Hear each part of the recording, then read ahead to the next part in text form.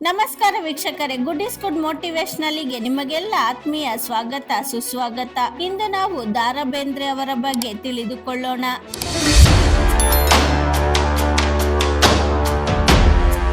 ಇಳಿದು ಬಾ ತಾಯಿ ಇಳಿದು ಬಾ, ಯುಗ ಯುಗಾದಿ ಕಳೆದರು ಯುಗಾದಿ ಮರಳಿ ಬರುತ್ತಿದೆ. ನೀ ಹಿಂಗೆ ನೋಡಬೇಡ ನನ್ನ ಮೂಡಲ ಮನೆಯ ಮುತ್ತಿನ ನೀರಿನ ಎರಕವ ಹೊಯ್ದ. ಇಂಥ ನೂರಾರು ಅನುಪಮ ಗೀತೆಗಳನ್ನು ಕನ್ನಡ ಕುಲಕೋಟಿಗೆ ಕಟ್ಟಿಕೊಟ್ಟವರು ಅಂಬಿಕಾ ತನೆಯ ದತ್ತ ಕಾವ್ಯನಾಮದ ಕವಿ ದತ್ತಾತ್ರೇಯ ರಾಮಚಂದ್ರ ಬೇಂದ್ರೆ ಅವರು. ಅಭಿಮಾನಿಗಳ ಪಾಲಿಗೆ ಇವರು ವರಕವಿ ದ.ರಾ ಬೇಂದ್ರೆ. ಬದುಕಲ್ಲಿ ಬೆಂದರೆ ಬೇಂದ್ರೆ ಆಗ್ತೀಯೇ ಎಂಬುದಾಗಿ ಹಿರಿಯರು ಚಿಕ್ಕವರಿಗೆ ಬೇಂದ್ರೆಯವರ ಬದುಕನ್ನೇ ಉದಾಹರಣೆಯಾಗಿ ನೀಡುವಷ್ಟರ ಮಟ್ಟಿಗೆ ಬೇಂದ್ರೆಯವರದ್ದು ಶುರುವಿನಿಂದಲೂ ಬವಣೆಯ ಬದುಕೆ. ಆದರೆ ಕಿತ್ತು ತಿನ್ನುವ ಬಡತನದ ನಡುವೆಯೂ ಕುಟುಂಬದ ಸದಸ್ಯರಲ್ಲಿ ಪ್ರೀತಿಯ ಸೆಲೆಯನ್ನೇ ಉಕ್ಕಿಸಿದವರು ಹಾಗೂ ಕನ್ನಡ ಸಾರಸ್ವತ ಲೋಕಕ್ಕೆ ಅನರ್ಘ್ಯ ರತ್ನಗಳನ್ನು ನೀಡಿದವರು ಬೇಂದ್ರೆ. ಬೇಂದ್ರೆಯವರ 4 ತಂತಿ ಕೃತಿಗೆ ಜ್ಞಾನಪೀಠ ಪುರಸ್ಕಾರ ಸಿಕ್ಕಾಗಲಂತೂ ಅವರ ಅಭಿಮಾನಿಗಳು ಹಿರಿಯಿರಿ ಹಿಗ್ಗಿದ್ದುಂಟು. ಅಂತೆಯೇ ರಾಜ್ಯದ ಹಲವೆಡೆ ಬೇಂದ್ರೆಯವರಿಗೆ ಅಭಿನಂದನಾ ಸಮಾರಂಭಗಳು ನಡೆದಿತ್ತು.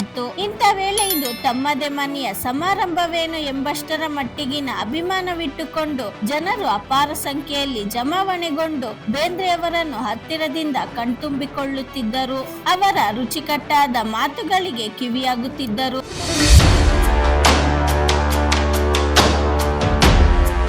ಬೇಂದ್ರೆಯವರ ಖ್ಯಾತಿ ಸಾಹಿತ್ಯಿಕ ಪ್ರತಿಭೆಯನ್ನು ಮನಗಂಡ ಮೈಸೂರು ವಿಶ್ವವಿದ್ಯಾಲಯ 1966ರಲ್ಲಿ ಅವರಿಗೆ ಗೌರವ ಡಾಕ್ಟರೇಟ್ ಪ್ರಶಸ್ತಿ ನೀಡಿ ಗೌರವಿಸಿದರೆ, ಬನಾರಸ್ ಹಿಂದೂ ವಿಶ್ವವಿದ್ಯಾಲಯ ಇದೇ ಹೆಜ್ಜೆ ಗುರುತನ್ನು ಅನುಸರಿಸಿತ್ತು. ನಂತರವಷ್ಟೇ ಕರ್ನಾಟಕ ವಿಶ್ವವಿದ್ಯಾಲಯವು ಬೇಂದ್ರೆ ಅವರಿಗೆ ಗೌರವ ಡಾಕ್ಟರೇಟ್ ನೀಡಲು 1968ರಲ್ಲಿ ನಿರ್ಧರಿಸಿತು. ಆದರೆ ಈ ಸಂಬಂಧವಾಗಿ ವಿಶ್ವವಿದ್ಯಾಲಯದ ಸಿಂಡಿಕೇಟ್ ಸಭೆಯಲ್ಲಿ ಚರ್ಚೆ ನಡೆಯುವಾಗ ಕೆಲ ಸದಸ್ಯರು ಅವರಿಗ್ಯಾಕೆ ಮತ್ತೊಂದು ಡಾಕ್ಟರೇಟ್ ಎಂಬ ದಾಟಿಯಲ್ಲಿ ಅಪಸ್ವರ ಹಾಡಿಬಿಟ್ಟರಂತೆ. ಅಂತೂ ಕರೆದು ಔತಣಕ್ಕೆ ಕರೆಸಿಕೊಳ್ಳುವ ಜಾಯಮಾನದವರಲ್ಲ. ಕಿತ್ತು ತಿನ್ನುವ ಬಡತನವಿದ್ದರೂ ಸ್ವಾಭಿಮಾನಕ್ಕೇನು ಕೊರತೆ ಇಲ್ಲದವರಾಗಿದ್ದ ಬೇಂದ್ರೆಯವರಿಗೆ ಕೆಲ ಸಿಂಡಿಕೇಟ್ ಸದಸ್ಯರ ಈ ವರ್ತನೆಯಿಂದ ಬೇಸರವಾಗಿದ್ದು ಹೌದು.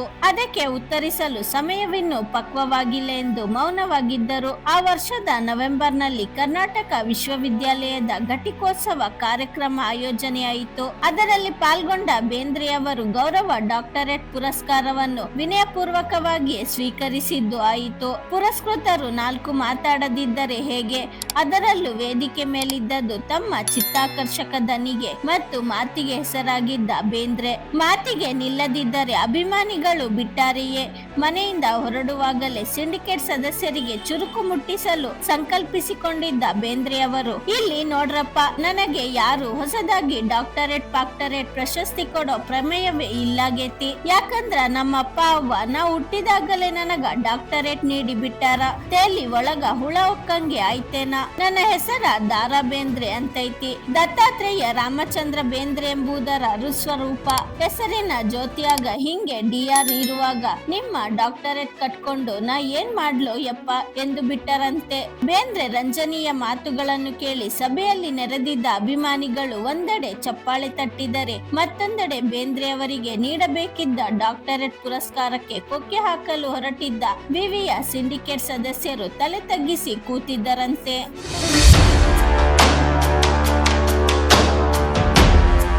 ಬೇಂದ್ರೆಯವರು ಸಾಧಿಸಿದ ಸಾಹಿತ್ಯಿಕ ಔನ್ನತ್ಯ, ಅದಕ್ಕೆ ಪೂರಕವಾಗಿ ಒದಗಿ ಬಂದ ಪ್ರಶಸ್ತಿ, ಪುರಸ್ಕಾರ, ಮನ್ನಣೆ, ಮಾನ್ಯತೆಗಳು ರಾತ್ರೋರಾತ್ರಿಯಲ್ಲಿ ಜರುಗಿದ ವಿದ್ಯಮಾನಗಳಲ್ಲ. ಅವನ್ನು ಕೈಗೂಡಿಸಿಕೊಳ್ಳುವುದಕ್ಕೆ ಸಾಕಷ್ಟು ರಾಗಿ ಬೀಸಿದ ಜೀವ ಬೇಂದ್ರೆಯವರದ್ದು.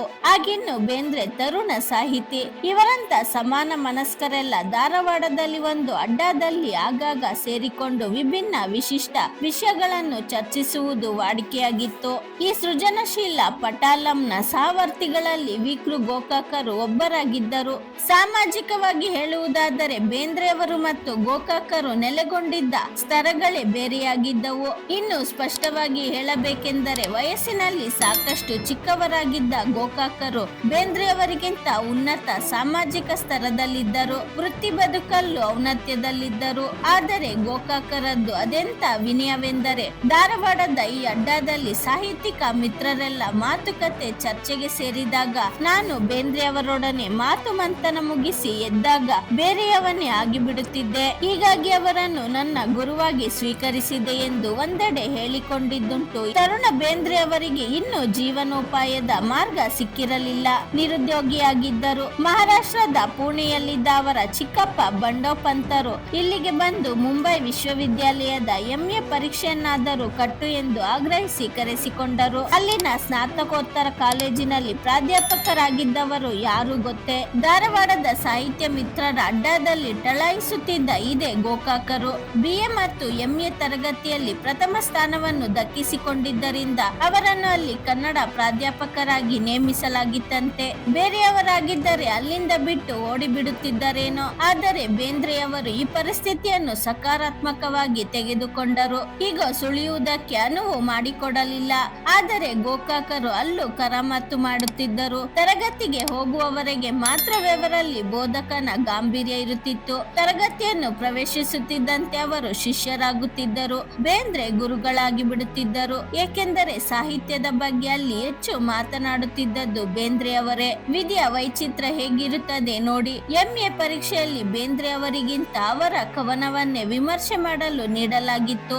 ಆದರೆ ಅವರು ಮಾಡಿದ ವಿಮರ್ಶೆ ಸಮರ್ಪಕವಾಗಿಲ್ಲವೆಂದು ಹೇಳಿ ಕಡಿಮೆ ಅಂಕಗಳನ್ನು ಅದಕ್ಕೆ ನೀಡಲಾಯಿತು. ಹೀಗಾಗಿ ಬೇಂದ್ರೆ ಉತ್ತೀರ್ಣರಾಗಿದ್ದು 3ನೇ ದರ್ಜೆಯಲ್ಲಿ. ಕಾರಣ ಬೇಂದ್ರೆಯವರ ವಿಮರ್ಶಾ ದೃಷ್ಟಿಕೋನವೇ ಬೇರೆಯದ್ದಾಗಿತ್ತು. ಪರೀಕ್ಷಕರು ಬಯಸಿದ್ದ ಉತ್ತರವೇ ಮತ್ತೊಂದಾಗಿತ್ತು. ತಮ್ಮ ದೃಷ್ಟಿಕೋನವು ಪರೀಕ್ಷಕರಿಗೆ ಅರ್ಥವಾಗಿರಲಿಕ್ಕಿಲ್ಲ ಎಂದು ಭಾವಿಸಿ ಬೇಂದ್ರೆಯವರು ಈ ಬಗ್ಗೆ ದನಿ ಎತ್ತದೆ ಮೌನವನ್ನು ಕಾಯ್ದುಕೊಂಡರು. ಒಟ್ಟಿನಲ್ಲಿ 3ನೇ ದರ್ಜೆಯಲ್ಲಿ ತೇರ್ಗಡೆಯಾಗಿದ್ದರ ಪರಿಣಾಮವೇನು? ಬೇಂದ್ರೆ ಅವರಿಗೆ ಸೂಕ್ತ ಕೆಲಸ ಸಿಗಲಿಲ್ಲ. ಮುಂದೆ ಬೇಂದ್ರೆಯವರು ಸೊಲ್ಲಾಪುರದ DAV ಕಾಲೇಜಿನಲ್ಲಿ ಉಪನ್ಯಾಸಕರಾಗಿದ್ದು ಸೇರಿದಂತೆ ಅನೇಕ ಔನ್ನತ್ಯಗಳನ್ನು ಮೆರೆದರು.